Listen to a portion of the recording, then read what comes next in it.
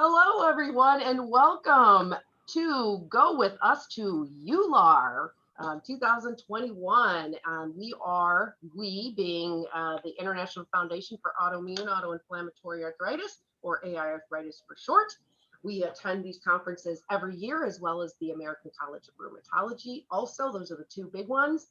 And just last year, we started bringing other patients with us. That's what we mean by Go With Us. So we're going to do another debrief. So there is a series of debriefs. We go to the conference, we report back, but our debriefs are a little bit different. We're relaying information, but we're relaying information in a way that promotes communication, because our organization is all about conversations, bringing the patient stakeholder to the table alongside other stakeholders so we can talk about the problems and how we can solve them. So we're going to talk a little what we learned, and then we're going to invite you all to weigh in, as we will as well. So who are these other lovely faces that you see here? So my name is Tiffany Robertson, and I'm the CEO of the organization. I also have axial spondyloarthritis, the non-radiographic version, and I am tuning in from St. Louis, Missouri in the United States. And let's go over to Deb. Hey everybody, I'm Deb Constein. I am tuning in from the Madison, Wisconsin area.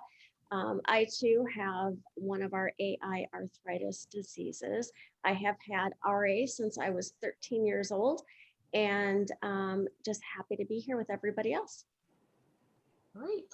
Katie?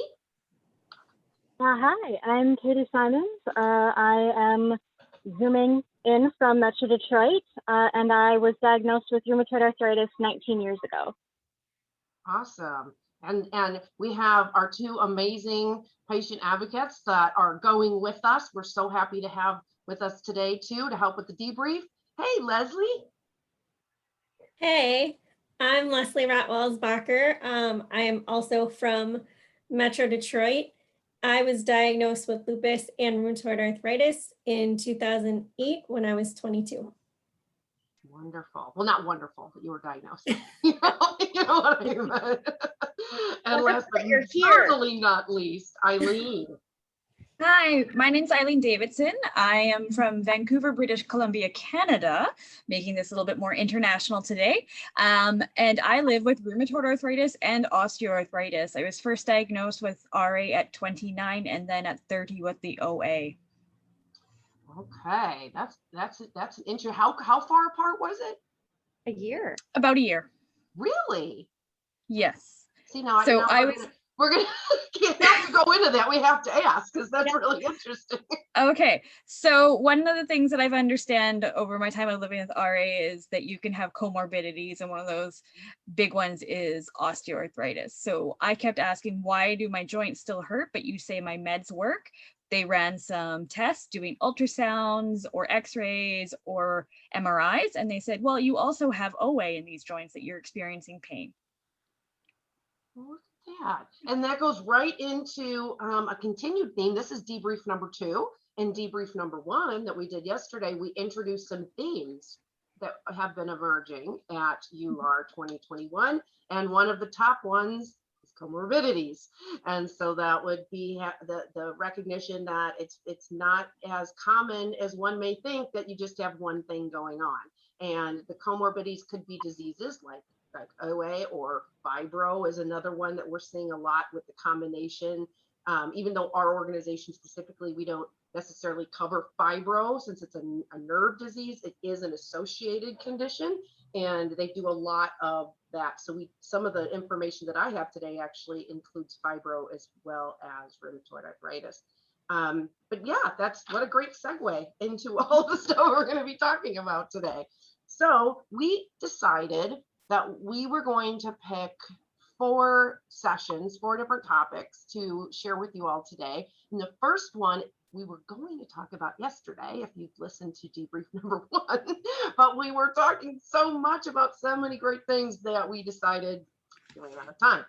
And we're going to start off with the fatigue today. How many of you all went to that? I went. Deb? Okay. And here's the beauty of our debriefs. So we cannot possibly see everything. And we do divide and conquer. He's like, no, we do divide and conquer. And then there's also things that either our organization is working on specifically. So more of us may really need to go to understand so we can incorporate it into our programs. Or there's a topic that's just so hot to our community that a lot of us want to be able to go and and bring that information back. Fatigue, a big one. And I know Leslie and I sort of did a little back and forth texts in our group going, there's some points we wanted to highlight here that we learned, because I don't know, I have some questions. I don't know. I'll let you all weigh in on what you think about it. But the fact that Eileen didn't go, it's okay, because guess what? Actually, You I all did. listening didn't either.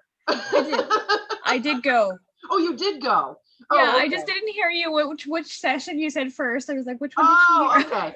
Well, all right, even better. We all would. So, but even if we do have, like, there's going to be other sessions that we review today that I didn't go to, or other people, and that's okay, because that's the same as all of you who are listening. You weren't there either. And so it kind of shows how we're learning together, and then we can all still be part of the conversation, even if we weren't there. So I think that'll be a really good way of demonstrating it. So let's jump in. Let's talk about this. I'm pulling up the description.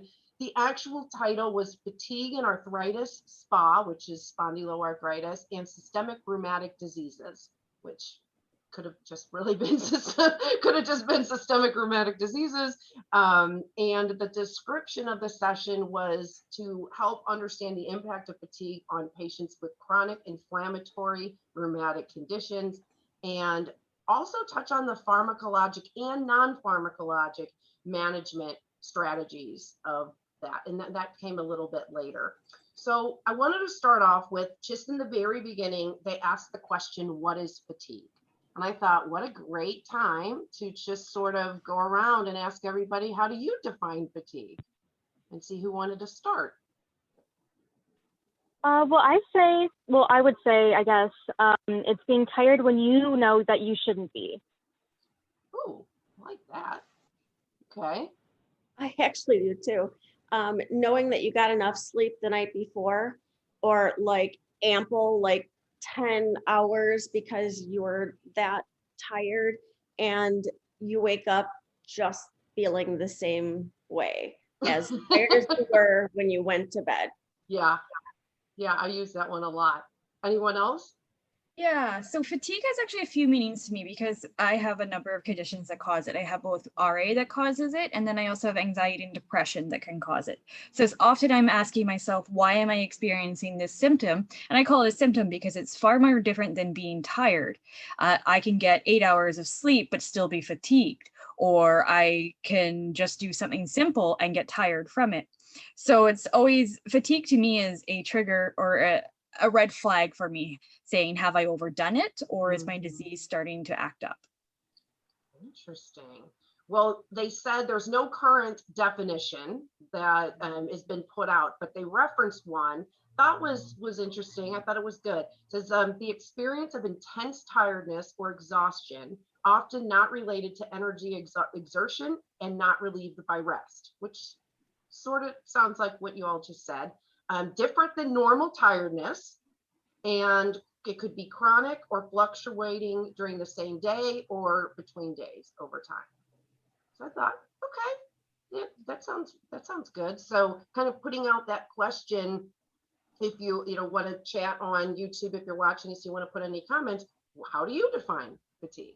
And I think that's a good starting point on this.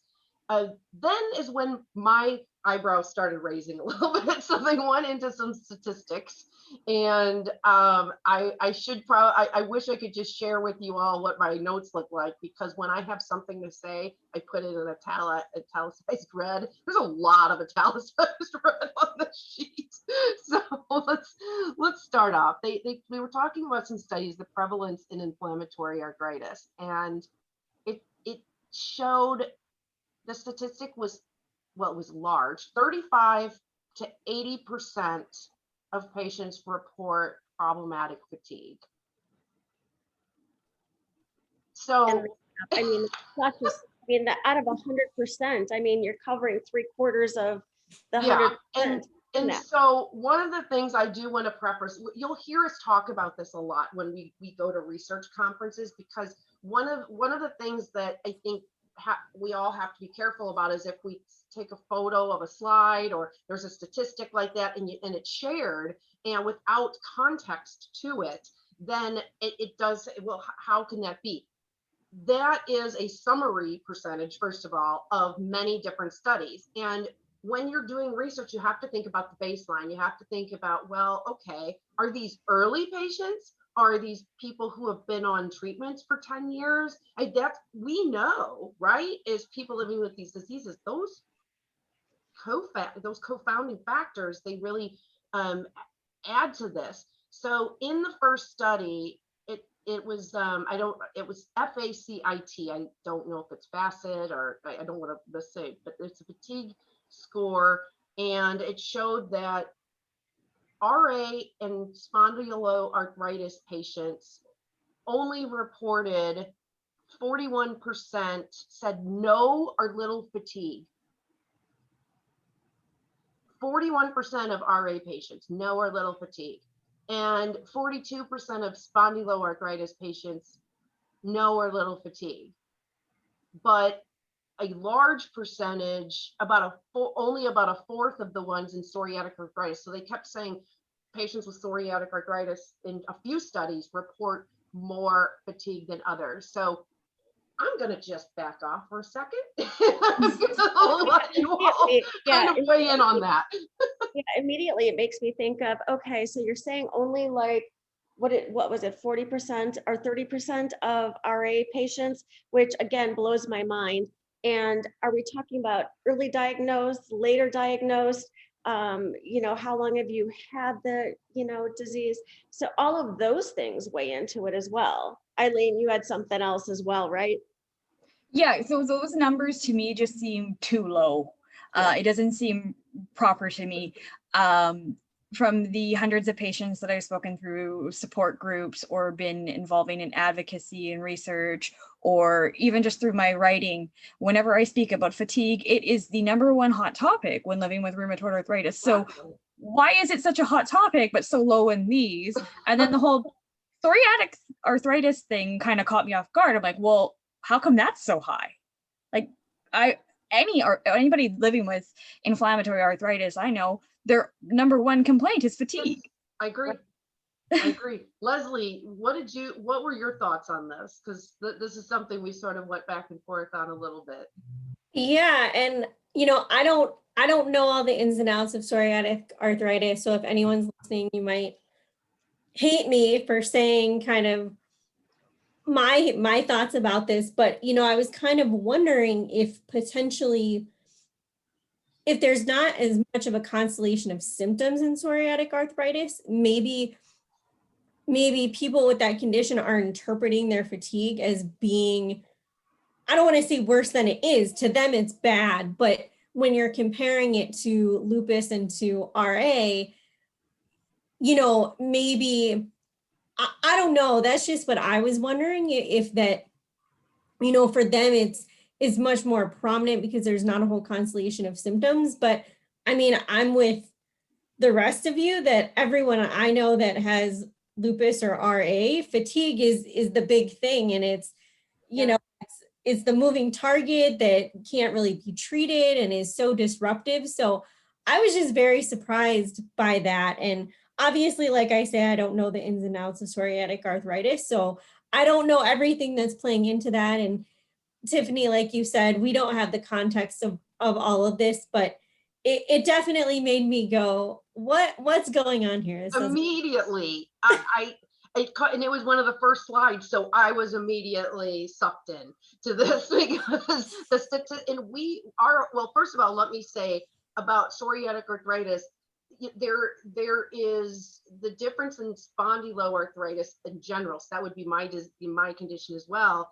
Psoriatic arthritis falls under that. You have this tendon involvement, and so you have the joint and the tendon. But they're also showing that a little bit now in some early studies in RA, I know as well. And then of course, psoriasis, the psoriasis portion, but autoimmune disease, regardless of diagnosis, regardless, fatigue, brain fog, the myalgia, the flu-like symptoms, that's the auto part of it. So we don't know. I have so many more questions, and I wrote down the study. So we'll definitely have to look more into it and report back. But my big question, I know for one thing, with psoriatic arthritis, sometimes the treatment strategy varies. It's maybe not as aggressive, or it's missed. The psoriasis doesn't come out till later. And so if there's a delay in treatment, we all know that equates worse disease, worse inflammation, and inflammation equals fatigue. So it's just looking at numbers like that. It's just when we sit here as patients in these conferences, we that's why our eyebrows are going up, because what we know is lived experience is just that's not matching at all. Katie, did you have anything else to add? Well, I was wondering, like, how are they quantifying it? How are they describing it to the patients? Because I know for me, I was thinking about this. It's hard for me to distinguish like pain and fatigue, like, because I usually associate being fatigued from being pain, or like having pain. Mm-hmm. So are people just kind of clumping them together? Or are they just kind of, not distinguishing them? So I'm wondering if there's kind of a quantifying factor as far as why it's so low. Mm-hmm. They also mention that we have to consider comorbidities. The comorbidities, the inflammation umbrella is just a hot topic, both hot topics. So the comorbidities, just like Eileen said, I don't know from looking at this graph. We only can know if we look into it more. And they also mentioned that with so many different markers, so many different starting points and outcome measures that the research is looking for, they have different tests, different disease activity scores, measurement tools that they're using, and that's where you see that big 35% to because it's different. So I think there's definitely a lot of work to do on that. Katie, you mentioned the pain, and they do have that listed under causes as well, pain intensity. And that could be, how many of you have positive inflammatory markers in your blood work? I do not. Never have. Never have. I've always been, that's one of the reasons I had delayed diagnosis. I've been both. Have you? Yeah, I never one. I've always said, oh, you have perfect blood work. I'm like, I really kind of want them to tell me that I don't, because I want to be believed, But it was part of the delay in diagnosis. They also talked about the fatigue. So fatigue could be related to pain. They say fatigue, poor sleep, which I experienced last night. I woke up telling everybody I was flaring, because I really was, but I had terrible sleep because my spine was so stiff and painful. No matter how I rotated, it kept waking me up, so it makes it even worse. But the psychosocial issues, and they mentioned the female gender at birth is a higher than male, but again, the majority of people living with these diseases are female at birth. So any other thoughts that you all want to put forth on this?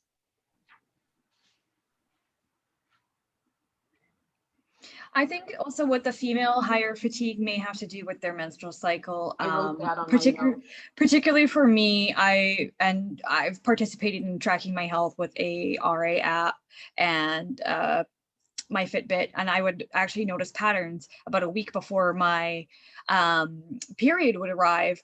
I would start to be less active, my pain would go up, my mood would also get pretty bad, PMS. And yeah, so it definitely had a correlation in that. So that might be one reason why they're having more females say, I've got more pain. And also, not to mention that more men do not talk about what they're experiencing. More men also do not participate in research as much as females. It's not just the fact that more women have arthritis, it's more men don't participate or talk about what they're going through, especially when it's something like maybe depression that might be causing their fatigue as well. So. That's a really excellent point. Very excellent. One thing I've noticed as far as, again, I'm in menopause now, and I had such severe hot flashes and whatnot. And actually, even before that triggered, my disease just wasn't controlled. I mean, I kind of was at a more, I've never been in remission over the 39 years, but it's interesting that since I'm doing this hormonal bouncing during menopause, it's really affected my pain and my sleep, and just how rested I can actually feel, because everything is just in a hyper, system right now. It's just crazy. So I am on again the hormones, only because I was having like 30 drenching hot flashes, and each surgery I've gone through in the last 2 years, I had to be off of that due to chances of blood clots. So that was not pleasant both times. I like, out of anything, I was so looking forward to going back on that. And my husband could just take one look at me and he's like, you're having another hot flash, aren't you? I mean, I get all flushed, and I mean, literally I would have to go change my clothes because I would just sweat through and my hair would get all wet and curly because it's just crazy. Just hormonal stuff. Yeah, I can definitely say when I had the Mirena IUD, I developed a pelvic infection from it. And at that time, the gynecologist that I was asking, like, why am I experiencing this pelvic infection and bleeding so much? And my fatigue was at its absolute worst whenever I was on birth control. And it took me a bit to find actually a gynecologist that knew RA, biologics, and the disease. Not every doctor is created equal, but I soon discovered that birth control contributed a lot to my fatigue. And then, so not even just the hormones that we produce naturally, but the ones that we can be taking to stop the baby from coming. Now, this is kind of jumping ahead, so I have to make a little pin cushion for myself so that I come back to this. But I have a question because I didn't attend this one. Is this something similar to what they talked about in the Polypharmacy with taking a medication for a comorbidity or for something else? Does that fall into that or no? For higher fatigue? Yeah, like for the birth control, would that fall into that or no? Like it said, wasn't it for taking? I did not see it spoken about in, no, I didn't see that in that, but they should probably consider that because there's a lot of women with inflammatory arthritis that might be taking a birth control. Yeah, I was just curious. So I didn't mean to jump ahead, but I know we're going to jump into polypharmacy, and I thought, oh, well, I don't know, maybe that's kind of part of what that means, and so. Okay. They also wanted, they were telling us what people with RA experience, because they did qualitative research, which is interviews, focus groups. So it's not surveys. Surveys is quantitative, and then qualitative means there's some sort of verbal interaction. So they did talk to people, and they said the word invisible came up a lot. I think we all can relate that led, the invisible fatigue led to social issues, relationship issues. I think that's something that we all have experienced. If anyone wanted to add on to that as well. Family doesn't know what you're feeling, and again, I try to fake it till you can make it, and try to turn the happy face on, even though I'm like horribly fatigued. And And the invisible part, people don't see it. They don't understand. Family members. I think when you compound that too with not being able to see it and the early definition that we brought up with fatigue, it's not the fatigue that they're thinking. It's not Right. their fatigue. And we all know people always, that's how we identify with things. We know it as we've experienced it. And so there's that challenge. And then you add to that, if people only understand osteoarthritis and not the inflammatory pain that's coming along with it, and then you've got the double whammy on top of it. And I think as a community, that's probably one of our biggest challenges as people living with these diseases and patient advocates and patient organizations, is helping bridge that communication and Through education. Yeah, well, Deb and I, we just the charity talk. We just launched our first ever charity talks, which is our version of charity walk, and it's called the Auto Drive. And we had the first one in person in May, and then we're having virtual ones. People are hosting virtual ones. It's comparing our diseases to automobiles and that whole everything that goes on inside under the hood, and it's kind of creating educational ways to make the visible, like think about what's under there and all of the things going on. So that's just one idea. So if anyone has other ideas, boy, I think together we all need to really focus on that one. They also talked about, they actually mentioned physical fatigue and mental fatigue. I thought that was kind of a good point. Did anyone want to kind of go into in their personal experience on differences between what you perceive physical fatigue and mental fatigue to be? Well, sometimes I don't like to compare the two, because we always have to remember that the brain is also an organ. So of course it's going to be we're going to be physically fatigued from that, because and much like our legs or our body part that we're using too much gets fatigued, our brain gets fatigued. Especially now, today. Yeah. And so it's that when you can't remember what word you're supposed to say, or you use the wrong word, or you mispronounce the word. I'm really good at those. Or just forgetting something important, like picking up your friend's daughter from school one day. It happens. I think the first thing that Katie said when we got on before we started recording, I'm like, hey, how are you doing? And this is third day in of EULAR. She's like, again, Katie, why don't you say what you said? My head is full. I can't absorb any more new information today. It's full. It's reached its limit. So maybe give it a rest and I can dive back in. But no more new information for now. That's why these debriefs are great, because it takes us about 3 times to read something until we fully can process it, especially when we're experiencing this cognitive dysfunction. So these debriefs are great, because listening to this conversation, it's another way for us to process that information instead of having to read that same line 3 times over. No, that's a really good point. The other bullet point I'm looking at here, that's what if you're wondering why I'm like this and everyone else is straight out, is because I'm looking at the presentation on my screen. On how do people experience it? They also, just as a note, because I think it's very important, that it's also, they say professional support is rare, and they're talking about their rheumatologist in particular.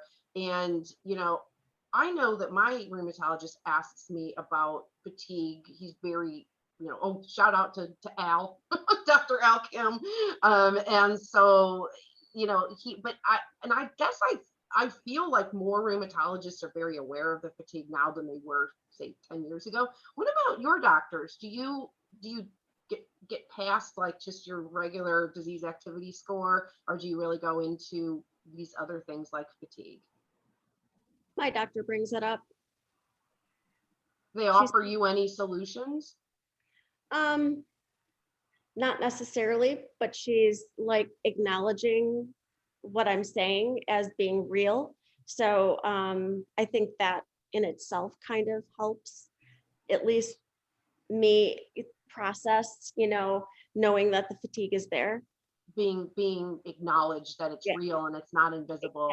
Exactly. Exactly. Versus my husband saying, just go take a nap. You know, Doesn't always work. yeah, you know, again, how would he know, you know? But it's also your doctor just acknowledging, but I mean, that's kind of what I'm saying as far as you don't get it until you have it. Yeah, Definitely. Definitely. I agree. And again, Leslie or Katie, please weigh in on that. I'm going to tie it into a later part of the presentation, which is about pharma management and non-pharma management, because that really ties into the rheumatologist and your doctor experience as well, right? Your treatment plan. They talk about non-pharma like physical activity, and we talked about that yesterday in the debrief a little bit on exercise and studies that were showing the improvement of inflammation after exercise, cognitive behavioral therapy or CBT, pacing yourself. They mentioned that as a therapy, and I think that's like a self thing. Like I feel like we invented that. We taught them that that's what we needed. Self-care. What do you all think about when you think of fatigue and treatment plans, and how does that coincide with your experience with your physicians? Well, Deb, I really like what you said about just even your doctor asking about it is acknowledging it, because I've never thought about it that way. For me, it always feels very throwaway, like, how's your fatigue? Oh, it's great, moving on. Oh, it's bad, moving on. And that's as far as we get. But I think that's a really positive way of looking at it, that even if it's just being acknowledged that it exists is something. So I definitely think that we have further to go in that regard for sure. But I do think that, the first step to like admitting you have a problem is acknowledging it. So at least, I guess if there's that, then maybe, I guess maybe my physician may be ahead of some others, just in the fact that we have that very brief conversation about it, and then we move on. Mm-hmm. Katie, what about you? I'm trying to think. I don't know if I've ever been asked about it. If I have, my rheumatologist might have in the past, but not recently. So, but I think I'd feel comfortable with bringing it up, and I think she would, have a conversation with me. So I think it's not ignored, just it hasn't been brought up. That's a great point. I mean, that's for a whole other, that's for a communication version of our show, which actually there are several, I don't know if you all noticed that there's several sessions I have not been to them yet, but I plan on it, on improving communication. But they're obviously geared towards the rheumatologists and the nurses that are attending, but I always find those fascinating, because I know I want to learn what they're learning. I want to see if what they're being taught on how to communicate, if there's any like missing links that maybe we could fill in and say that's great, but also. So I definitely will go and look at those, but communication is super important, and being able to talk. In regards to this, we should also say that this was a nurse that was actually. It was a nurse, you're right. Right. She was a nurse, and she did kind of talk about having physicians acknowledge this and talk about fatigue. So I think that was another thing that was kind of inserted underneath. So again, she's a nurse. So she's just saying that she values what fatigue is. And again, it needs to be acknowledged. And studied more, which she definitely mentioned. And I'm Yes. One of the things we started with this was the 35% only having fatigue. I'm just not buying it. I'm sorry. I feel like they had to have been persons who either had low disease activity or they were being treated. Newly diagnosed. I have never met that. Of all of the people, the study that we did as an organization in 2014, it was over 90%, and it didn't matter if it was, we studied RA, psoriatic arthritis, spondyloarthritis, lupus, Still's disease, and Sjogren's. Right. And it didn't matter the diagnosis, across the board, 90%. And that was 800 and something participants, I believe. So it's just, I don't know. But yeah, it was 2019 too, that study in particular. yeah, and what so they did say, and there is hope too to get some better statistics, because they showed 8 different, and I'm sure these are just examples, 8 different measurement scales on how research is measuring. So if you're using one of them and another research team is using a different one, that means you're starting with different baseline, you're starting with different inclusion criteria on who can be in it. It's different endpoints that you're measuring, and all of that's going to come up with different statistics, right? Because you're not following the same protocol. But she did mention, and I did know about this, it was in 2013, I think, the Bristol Rheumatoid Arthritis Fatigue multi-dimensional questionnaire. It was a lot to get out, was published, and it's currently in 39 languages and available, and they provided a link to download. I think that's a really great start to trying to have a tool that researchers could reference if we're going to move forward in studying fatigue, which we know is a very big problem and guarantee more than 35%. Problem. It's like a 90% problem. So before we close out our conversation on this, first I want to ask all of you, what else did you want to bring with the takeaways of this? And then I'm also curious if you have any final thoughts or tips for patients on how you deal with fatigue. So let's start. Leslie, do you have any other points that you wanted to bring up from this session? I don't think so. I mean, I think, I understand that we're dealing with medical professionals, but I guess I don't feel like, and it could be what we've talked about, that they just don't get it because they haven't lived it, but I don't feel like the severity really came across, and not even just talking about the numbers, but just, it's one of the worst symptoms that I experience, and it's not really treatable, at least from my experience over the last 13 years. So I think it was really good, but I think in some ways it kind of touched the surface, because it's just really one of those things that's so difficult to deal with. And I guess I would have been interested, and they did touch on it a little bit, of what could be done medication wise and non-medication wise, more about that, because I think that wasn't really discussed. Yeah, those were just a couple of slides. I actually have them pulled up on my other screen here at the moment, and they talk about the biologics and conventional DMARDs. But also they mentioned the antidepressants, as we were talking about that as a common comorbidity and anxiety, which we're actually going to go into in a few minutes on another session.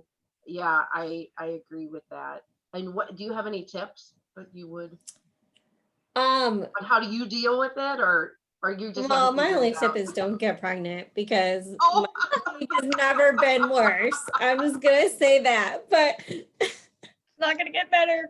Some people swear they go into remission though, so that's interesting in itself. I mean, my joints have been great. I can't complain. But the fatigue is it, but the fatigue has been just off the handle. So Eileen, you're I could tell you're like, yeah, you're ready to say something. I got something. So I've read that women with lupus do not go into remission during pregnancy, but women with RA do. However, I believe that during pregnancy, I didn't know about, I had RA at that point, and the amount of swelling, pain, and everything I had go on was a total indicator I was in a huge RA flare. So I really don't know if that's true. Deb is furiously shaking her head no. Yeah. Didn't go into remission. I've never been in remission. So, I was close, and then the pandemic. Oh, you're like, oh. Was it the stressors? Was it what was it about the pandemic that you feel there? Well, we all know that living with rheumatoid arthritis, our medication needs to be quite precise. So I had a small medication change rather than monthly infusion of my biologic. We switched to self-injection, which isn't as strong. And also comorbidities drove me out for sure. So stress, the less physical activity for sure, no having no gym, no sauna. But then I was also diagnosed with a rare copper deficiency. And that did a lot of craziness to me. And I've actually had a really, really hard time kind of just getting myself back to where I was before that copper deficiency. Interesting. How did, I wonder how was that detected? I'm sorry, I'm going off tangent, but how was that detected? A copper deficient? I've never heard of that, and I'm a dietitian. Oh, really? Okay, so I started to have really severe symptoms of numb legs with weird popping sensations in my legs, and they would go heavy. I had really, really bad cognitive dysfunction. My depression was off the roof. I was having some night sweats, and my skin was kind of itchy. And then my hands and my feet were constantly burning, like a neuropathy pain. And so when I finally did get to talk to my rheumatologist, who actually called me while she was sick with COVID-19, I was telling her my symptoms, and she's like, I need you to go to the ER right now and see a neurologist and get tested for MS, Guillain-Barré syndrome, or transverse myelitis. So that was really fun, having to go in the middle of the pandemic to the ER. After a bunch of tests and everything. And the very last thing that they check for, because it's very, very, very rare, they check your copper, and I have a copper deficiency, which could very well be from my biologics. I'm seeing a gastroenterologist to kind of find more answers, but yeah, it was quite severe. Sounds like it. Wow, that's interesting. Yeah, I've never heard of that. But I'm again, the first person on the internet to talk about it. whoa. Wow. All right. Well, we're gonna move forward just for the interest of time here on the fatigue, but I think that it's just really important takeaways that we understand that there's physical fatigue, there's mental fatigue, there's reasons why we're feeling the fatigue, that there's also issues that kind of the cyclical issue in its own, where people were not believed, or we're not being we don't really have the answers yet. We're also, a lot of us are still dealing with it, so there's a lot more research that needs to happen. In saying that, talking about comorbidities and the pharmacologic, I'm going to turn it over to Deb to tee us up for the one that I did not go to, the polypharmacy. Yeah, and Eileen went to this one as well. And it was really an interesting thing. And again, yesterday I kept hopping in and out of the section. So again, throughout the day, because I kept getting distracted and moving on to something else within that somebody else would text about, and I would like shoot over to that one. So it was really interesting. The title of it was Polypharmacy is associated with a poor treatment response and increased risk of adverse events in early rheumatoid arthritis. And it talked about, again, something else that we've seen as a theme is morbidity. Again, that's a mouthful for me. That is. And it was referencing, again, with RA, that the multiple morbidity is related to cardiovascular diseases, cancers, depression, infections, osteoporosis. This was something, again, the definition they used for polypharmacy is using 5 different drugs. And I also want to preface that I learned in the Q&A, and I'll stop in a second so you can catch up, Eileen, and have your comments. But in the Q&A section, which was not part of the slides, was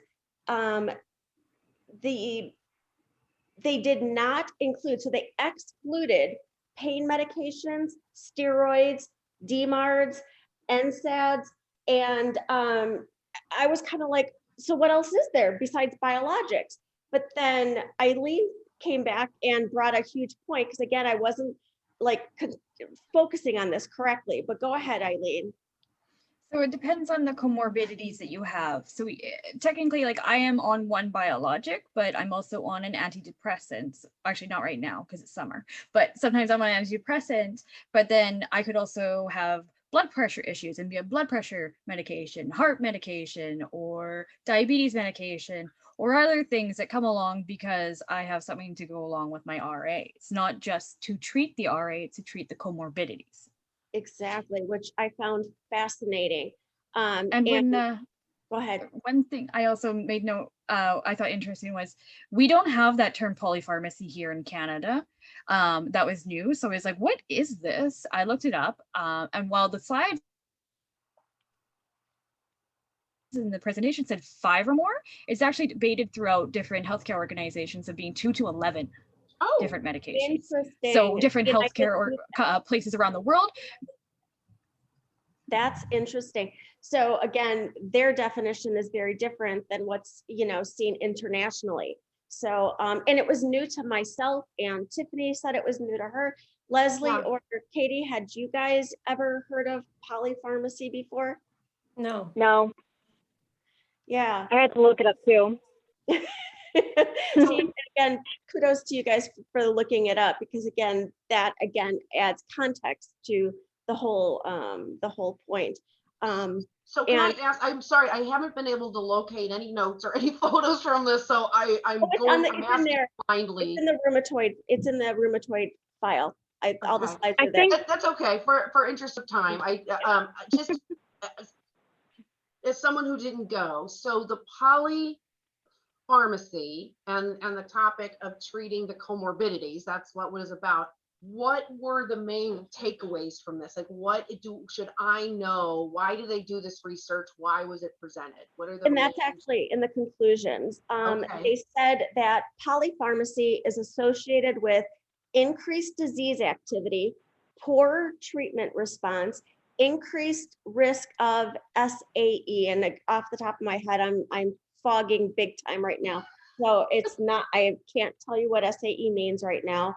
But it also said results are no longer significant after adjustments on the comorbidity indices. And there is a tight link between polypharmacy and comorbidity burden. Oh, my mouth is just all these. And the last one was polypharmacy could be used as a measure comorbidity tool. And they need more literature data on top of it. Isn't that, it's interesting. I mean, again, I kept going back to this again, probably 6 times. I'd start it and stop it. And again, I went down a rabbit hole this morning trying to figure out, again, when I was listening to the Q&A and he said all the excluded meds, I was like, no, wait a minute. And then I had to get back to comorbidities and wrapping my brain back around that. I'm like, yay, Eileen, thank you for pointing that out. Thank you. I'm just glad I wasn't the only person who had to look up what polypharmacy was. When I was doing the selections for what I wanted to see, I Googled it immediately. I had no idea what it meant. So no, that's the first time I've heard it in any of the scientific sessions that we've been in. So it really goes into that whole theme that we're seeing on the studies of comorbidities. And this, I felt, even though, again, I'm listening to you all and learning from what you're saying, it sounds like this is really important research, because if we're researching comorbidities and how they're impacting our diseases, how are those comorbidities being treated? And then how are those treatments affecting the other treatments, right? I mean, it makes sense. Yeah. We need to I think it also really highlights the fact that rheumatoid arthritis is really important to treat very early in its progression to prevent these comorbidities and for those patients to have better outcomes. Right. That is absolutely true. I'm actually, even though it's kind of out of order, I'm just going to mention this because I wasn't going to spend much time on it anyway, but that's just such a good segue into something that I saw this morning that I was going to just add a couple minutes. So I'm gonna just go ahead and jump ahead and do that right now. There was a case study. It was called Managing Chronic Pain. and it was talking about comorbidities, of course, and being on antidepressants or being on, anti-anxiety medicine, and all of, just all of that factors in. And it was, I think we can all so relate to this story. I mean, I don't even have to pull up the notes at this point to say the story, but the person, the case study, she was presenting with joint pain, fluctuating pain all over her body, did have elevated blood work at inflammation, but tested positive for fibromyalgia point, so was diagnosed with fibro. And it took 10 years to get an RA diagnosis. Oh, and all but when they look back at her history, she had all of the classic symptoms, but it was overlooked because of the positive fibro test. And in her treatment plan, she didn't get on a DMARD until several years after onset. And now she has refractory RA, which is basically extremely difficult to treat. And they're running out of treatment options. And they talked a lot about how the comorbidity of fibro and RA and all of the other things, it caused depression. It causes her severe anxiety. She can't work anymore, which goes back to the invisibility. Nobody believes her. No, people don't understand.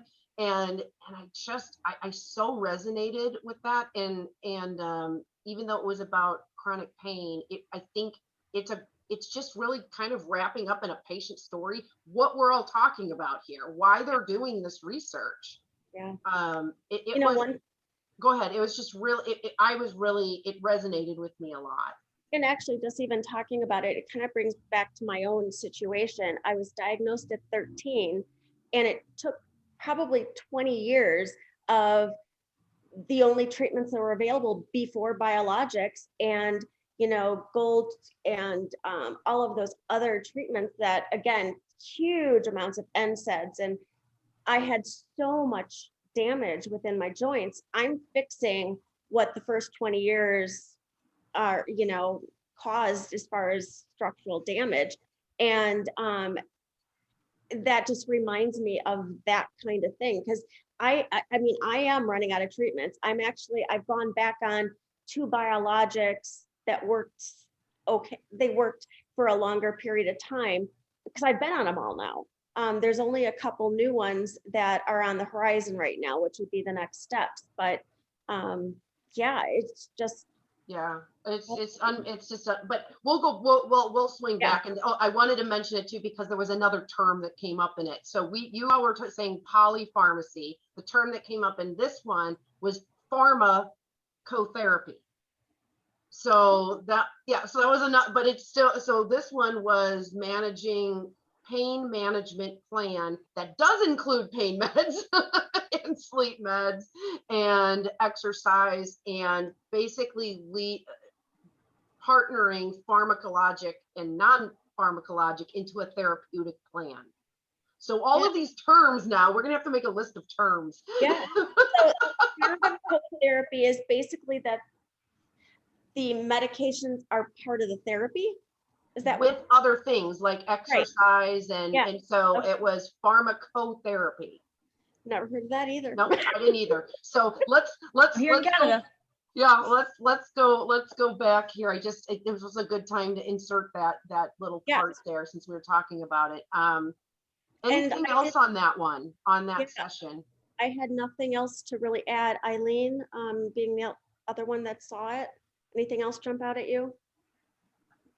Not particularly, no. I would think I was just really excited to learn what polypharmacy was in the first place. All right, then let's go into the one that most of us attended this morning. I don't have this in front of me, but I'm going to let somebody else lead it because I know I wasn't the only one who went. So Katie, did you want to lead, or you want somebody else to take over? I can start it off. Okay. But as you aptly warned me, the basic science session was very sciencey, very technical, very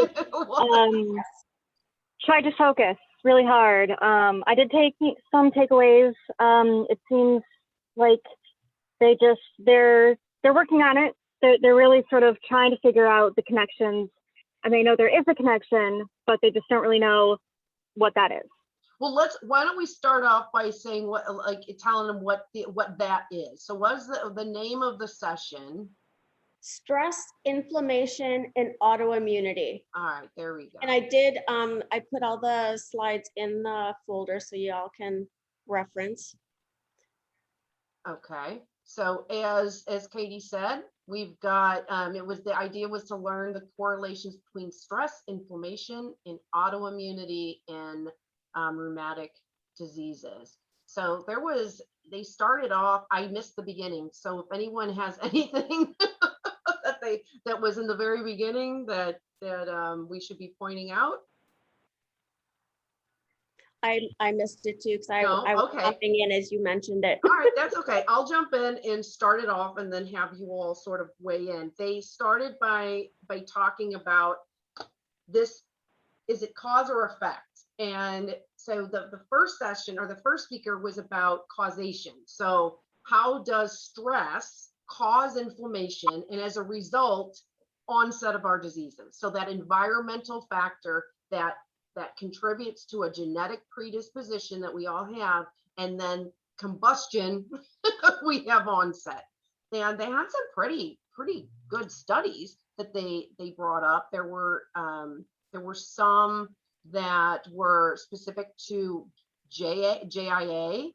There was others with multiple autoimmune diseases. I don't know if anyone has any of that information up and you wanted to sort of highlight or even just your own opinions about what they talked about. Well, I know Leslie had a great question. Yeah, so, at the end I asked, could it be argued that individuals with autoimmune diseases are chronically stressed? So how do we know which came first, whether stress led to autoimmune disease or autoimmune disease led to stress, or both? And really, there wasn't an answer, which I think, I guess that's legitimate, but, I even wrote in my notes, are higher chronically stressed individuals more likely to be diagnosed with autoimmune disease? And then obviously we can circle back and say, well, aren't people with autoimmune diseases also highly and chronically stressed? So we talked about personality too. Folks with like really, crazy personalities, again, being super high stress, that they said, tying it in with yours, because it was right after your question that was brought up. And I thought that was really interesting too. They talked in some of the studies, they mentioned specifically, there was one that they followed juvenile idiopathic arthritis patients and found that a high percentage had onset after severe loss, chronically ill relative, or divorce. I remember that with kids, divorce. And one of the things I would like to preface is this was a basic science, which Katie mentioned. And what that means is that's the early science. So that's where you think of like rats and laboratories. And so things are in the early phases. And what happens in early phases is you're going to get a lot of conceptual, there's not enough data yet to say fact. So you get there was two words that were mentioned several times that I kept writing down: hypothesis and opinion. So that we need to know that while we're talking about this one in particular, because it is a section of science, it is an earlier phase where much more needs to be done. So what'll happen is as we travel into more of these conventions in the future, we'll start seeing this come up again in like 3 years or 2 years, and it's going to be built upon. And I think that for me is one of the most exciting parts about going to these scientific conventions, because Deb and I have mentioned, I think last year, we started noticing, oh my gosh, we saw this a few years ago, and we start seeing the progression of how it all comes together. So they also talked a lot about PTSD. Mm-hmm. Yeah. If anybody wanted to make any comments on that, if you have any of the research up. I do. I was going to say, I think I saw someone ask about using PTSD treatments to treat autoinflammatory diseases, which I thought was interesting, but I would also kind of think that if that worked, there'd be more about it already, but. Okay, I did not see that, so I'll have to look back and was that in the question and answer, or was it in the? I think it was just in the comments. Oh, okay, got it. Well, there's one study on multiple autoimmune diseases. It was a respective study, which means they're going back and asking questions after the fact. And patients with PTSD, chronic stress, or others also showed a higher symptom incident of stress and of pain and of just disease flares than others. So it kind of goes back to this whole uncontrolled inflammation leading to that, and that they have higher chances that just essentially the outcome was chronic stress when there's a genetic predisposition is present. And they even mentioned sometimes with an infection that could add to it, but stress-induced inflammation can stimulate the immune system and eventually result in onset. And that was really the takeaway of that first one, right? That it can create onset, which was a great question Leslie had, because little did we know the next person who came up was going to actually talk about the other side. She didn't necessarily believe that data, which is I have some questions about that. But first, how many of you, I mean, I know I have, I believe my onset was from high stress. I mean, I've heard it from many. How many have you heard? I mean, you've heard people talk about this, correct? For sure. Yeah. Mine was surgery. So Yours was I mean, that's surgery. a whole form of stress. Mine was, I was in my mid-30s and I had, I just lost my job. The company was going to move. I was a vice president, so I had a very good job. And all of a sudden I was like, oh my gosh. So my boyfriend who I was living with at the time also broke up with me the same week. And I had nowhere to live. So I had to live on somebody's couch. I mean, there was just I was in my like lowest part. So I was basically had nowhere to live and I had no job. So that's when I started getting more of my tattoos, and I got my nose pierced. That went away though. But I just started like I mean, it was just a point where I was trying everything to mentally bring myself up and feel self-empowered. And it was just, I was being overwhelmed. And then all of a sudden, what happened? Literally like a month later, all of a sudden I started getting them. But I hear a lot of people say after childbirth, which is obviously another physical and mental stress. What other stories have you all heard? I mean, one of the major causes that I've noticed, like for chronic illness in particular, I think that we definitely need to pay attention to right now is that it can be after an infection, particularly COVID-19. That can bring out autoimmune diseases in people. I can't pinpoint and tell you exactly why I have RA. I have an aunt who has an RA. I had a child, and that's when I was shortly after that diagnosed with depression at 17. So there's a number of factors there that could have contributed to why I have RA. Secondhand smoke all through the 90s and early 2000s from my parents, car window up kind of thing. Mm-hmm. So I saw one of those studies. Yep. So I don't like to necessarily dive so much into why do I have RA now, more so people in a whole, but those contributing factors definitely had it for me. But I think a lot of adverse childhood experiences bring out chronic illness later on in life. So any forms of trauma, that can be from physical trauma to emotional trauma, neglect, and more people are getting sick from that. Yeah, stress equals inflammation. It's kind of that. Yeah, Leslie, or anything else to add? Well, I think unfortunately, a lot of what we're talking about also delays diagnosis. Like I know for me, when I really kind of started having symptoms, I was in my senior year of undergrad. I was writing an honors thesis. I was applying to grad school. I was super type A.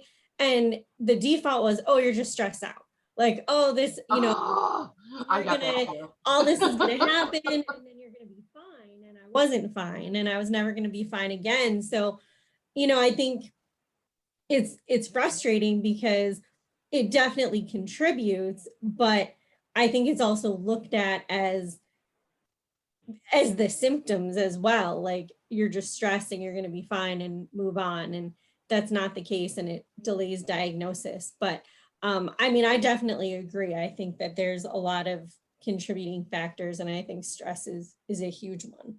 Mm-hmm. Well, so the second person. So again, Leslie asked this question. I got to just preface this too. We were all like, we saw it come in and we were all watching because they only picked a few. And so it's always exciting when your question is actually picked because there's lots of them that come in. So as soon as I heard it, I was texting them, yay! We can get like when our questions are selected. But the second person sort of came in and flipped it, which addressed Leslie's question exactly. And her research, specifically her own research, so that's a little different too, not citing other research. She was talking about her research that her clinic had done. And there was one where the stress levels were low at baseline. And then as the arthritis developed and diagnosis was made, it peaked. And then it went back down after treatment. So in her research, she believes that she actually said, I'm not convinced that inflammation and stressors are a contributor. So what do you all think about that? Or anything? I'm looking at the slide right now, and yeah, it was really interesting. Again, I'm trying to see, it talked about on the curve, it was the percentage of high stress. So again, she said, like you said, baseline, it was really low. And then it, with the arthritis development, peaked. And then 1 year after the arthritis development, it came back down to normal. So yeah, that is very interesting that her own clinical research showed that. Yeah, for sure. And there was another, excuse me, there was one other, one of her last slides. Thanks for taking these, Deb. I'm looking at here. She called it, the question was on her slide was the relationship between stress and RA development. They also studied something that we've seen in past scientific inventions. We've realized, especially when we're talking about RA, they've realized that certain markers, if you're ACPA positive, for example, and I'm not going to be able to remember, anti-citrinated protein antibody, or I think, but ACPA, we always say ACPA, so it's a lot easier to remember. But when you have that present in your blood work, it's like that predisposition to smoking. There's certain positive RA factor. They're showing that equates worse disease outcomes, and they even tested that. So it had said, in all of the studies, they found no difference even between like ACPA positive, thinking that maybe somebody with a worse disease versus somebody who was ACPA negative. Would that cause, there was no difference. They did longitudinal studies, not really a difference. So asymptomatic versus symptomatic and stress member. So they listed a whole bunch of things and it just says really bold at the bottom, not sure whether stress is a cause or a consequence. And I was like, oh my gosh, that's exactly what Leslie asked. So yeah, that's sort of how they ended that. And I don't think I really hung out much after that. I know there were a couple other sessions.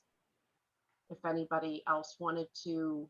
There was the last one was on an abstract. So yeah, it wasn't, but the one thing I was going to bring us back to was, in the studies, the first two gentlemen talked a lot about, again, the brain and how it affects the brain.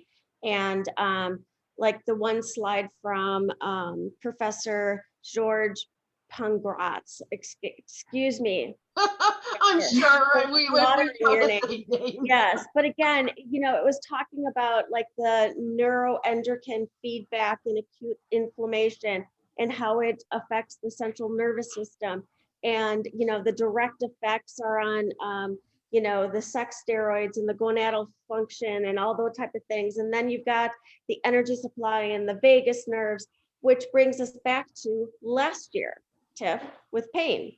Well, yes. And again, I was going to say, this is the second part of the one I was going to save for last, but it was all managing chronic pain, and it brought us back to the whole brain body connection. And this was a real interesting one. I saved a lot of the slides, but what he talked about in particular, it was you have no, last year we were trying to say this, we kept getting all tongue tied. There are different mechanisms of pain, different descriptors of pain. And when you talk about the brain and the body, and there's one that's nociceptive, and that's pain that arises from actual tissue damage. There's something that's causing it. Then you have neuropathic, which is the result of nerve pain. And then you have what's called nociplastic.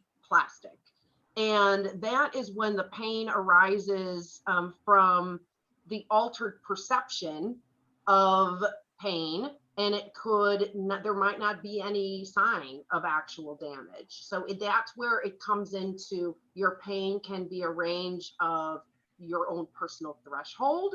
It could be how your brain is perceived. So because it goes through, if you showed a full slide, it goes through a process. The pain is happening, it travels to your spine, goes up to your brain, and then that's where you personally have the reaction.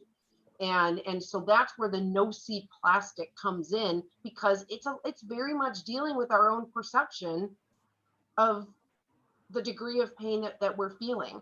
And then it when you mix that into, this one in particular talked about RA and fibro together, which is the neuropathic pain, then you're kind of compounding that, and the outcomes of pain threshold for people that have those comorbidities, which makes sense to me, tends to be higher.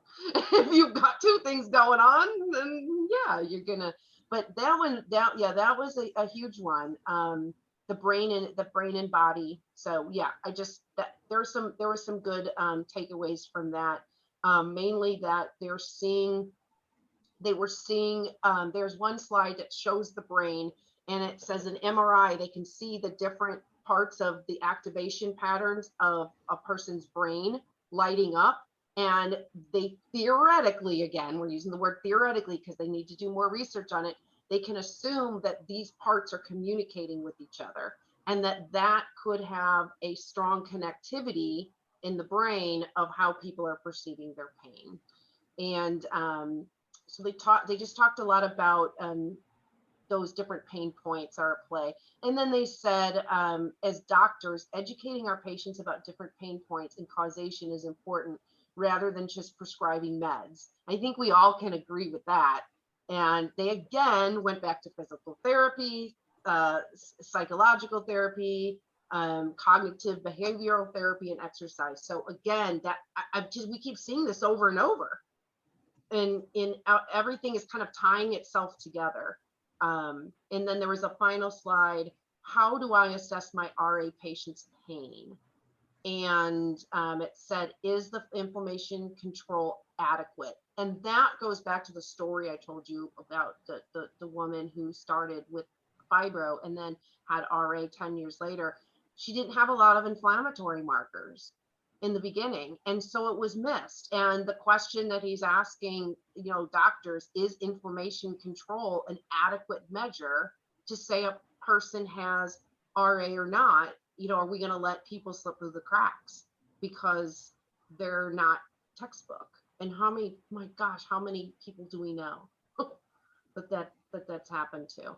So that's the end of so I finished off what I was going to end with today. So that's I recommend for anyone who has access to go back and take a look at those, because they were interesting. And we'll also link this debrief to the one last year that we debriefed on with the brain body it was called like it's all in your head. Yes, it really is. Because people used to always say that to us. We're like, it's not in our head, but it is. Did we cover everything? I think we covered everything. We did. And like the one thing I remember is last year's with the all in your brain, the nociceptors, we were all like feverishly looking it up. And again, you probably had that in your back pocket because they were talking about nociceptors today. So yeah, another great example of showing what was introduced to us last year has sort of filtered itself into all of this talk of the comorbidity, and it's been a big hot topic in pain management for several years, but how seeing how they're doing with the research. And I don't know, as a patient, I just really appreciate not only seeing the non-pharmacologic talked about more. I mean, I appreciate it so much that it's not all about, give somebody a medication, but also when the presenters give that little boost, like that little extra to the doctor, like, hey, make sure, don't forget, not everybody's textbook, or hey, look what happened to this person, because we all could tell that story, but it's just nice that they used a case study like that to demonstrate why early diagnosis is so important, and why sometimes we're just not gonna match what everybody says we're gonna match. I was one of those people. Like I said, I was too. So thankfully, and that kind of goes back to, I guess, why we all do what we do and trying to help other patients have voices. Some of us, it's easier, I think, to vocalize than others. But you gotta be your own advocate in order to get answers. So we've covered everything. Is there anything else that you all have to add from any of these experiences that you've been attending at ULAR? Now's the time. Katie, all quiet, all brain dead. Yes, but Katie, you had one thing that surprised you about that last session with the stress and that you were brought up. Because I'm newer, I wasn't sure if it was common or not, because I saw mindfulness brought up a lot as far as stress reduction techniques. And my assumptions, which were wrong, were that in this kind of setting, they just talk about prescriptions and, other drugs, and not something such as, mindfulness or other, ways to treat, prevent, deal with stress. That's right, Eileen, you had mentioned something too before we started, that there was something, you were quoting somebody's work, and we said, oh wait, we won't forget. Yeah. So one of the researchers that I've worked with through Arthritis Research Canada is Dr. Susan Bartlett, and she is a clinical psychologist who's done a number of studies on particularly fatigue and mental health in inflammatory arthritis. One of her studies she has done a couple of years back now was the use of using a Calm app. I think it would be Calm app is just the name of it, and patients using that every day over 30 days, and how they develop some good self-coping skills through it. And I guess as an international perspective here, having attended a couple of these now, is I've noticed particularly like America and Canada are really leading the way when it comes to talking about other therapies than just medications to treat our RA.